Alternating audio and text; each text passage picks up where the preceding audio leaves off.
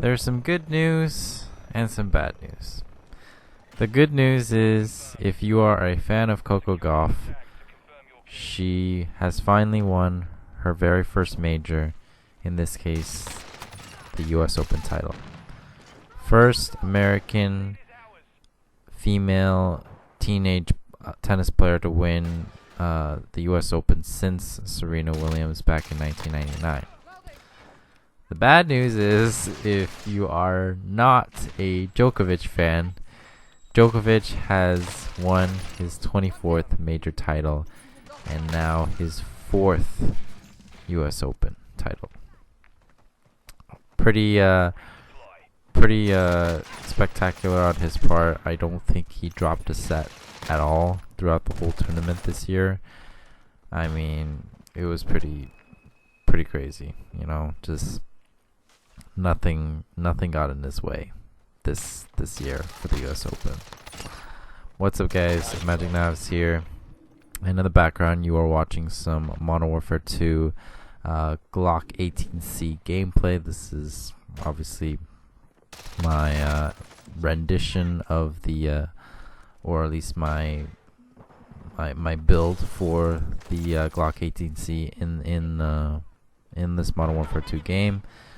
Got the suppressor, red laser, 50 round magazine, custom like ported slide, as you can kind of tell, and yeah, no, it's I really like it. It's the best sidearm for most of my gun class setups, because with the fast draw grip that I believe that I have equipped on it, this thing, like, I can draw it really fast if I run out of ammo for my primary, and it just sprays like crazy, right? So yeah, just really awesome. And then when you want to run pistol only with it, it's just you put a freaking riot shield on your back and protects your back the whole time whenever need be. So it's great, honestly. But yeah, that's that. Hopefully you enjoyed the gameplay in the background. I managed to get at least 10 kills in this, so I managed to get the chopper gun in it too, which is great. So hopefully enjoy that in the background. But I'm gonna start with Coco Gauff first. I mean, I've always respected her, but I've been waiting for when things were starting to get good for her, because she came onto the scene like 4 years ago now, I believe, and she was a huge potential rising star to the tennis world. Like, she was young, and just a lot of people had high hopes for her. Like, she was going to be the next Serena Williams and all that stuff. But she had a lot going against her, like there was just so much, I guess, hurdles she had to overcome, like just constant failures and stuff and losses at major championships. And finally this year, in the weeks approaching the US Open, I believe she won 2 titles, I believe, just prior to the US Open, and that really propelled her to where she was really at a high potential of giving herself a winning chance. And she battled all the way to the finals and faced Aryna Sabalenka in the final, and Sabalenka didn't make it easy on her. Obviously, she won the first set, and then just from the second set onwards, Coco just managed to keep hitting every single ball back to Sabalenka's side, and Sabalenka just ended up making a lot of errors, and that's what ultimately costed her. And sad to say, I don't even know why this happened or how they could release this to the public, but you know, Sabalenka was pretty pissed, so there ended up being like a video of her after she lost, of her smashing a racket in the locker room or in the gym.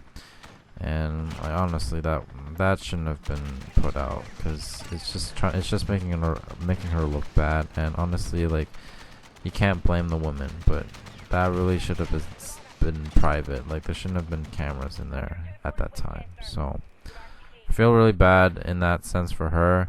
Obviously for Coco, it's amazing accomplishment, and I'm really glad that she finally captured her first major title, and I'm sure there's definitely more to come, because she did make the final of the French Open this year as well, which was amazing, but fortunately fell short there. But she can, like, no better place to win her first major than at the US Open. Like, home ground, home soil. America couldn't be any more happier, right? Now on the flip side, for the men's, everybody was rooting for a Alcaraz and Djokovic final, and unfortunately that did not happen, because Alcaraz ended up having to face Daniil Medvedev in the semifinal, and Medvedev, between Medvedev and Alcaraz leads 2-1 in their head-to-head rivalry.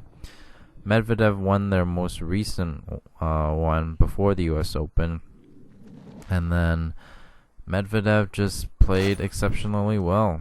He just managed to hit some amazing shots that you would think only Alcaraz would pull off, but Medvedev was pulling some crazy passing shots on Alcaraz, and just was too overwhelming for Alcaraz. And even though Alcaraz, he came back, or at least got a set back in the third set, just wasn't enough, and Medvedev ended up beating Alcaraz, which gave him the final spot against Djokovic.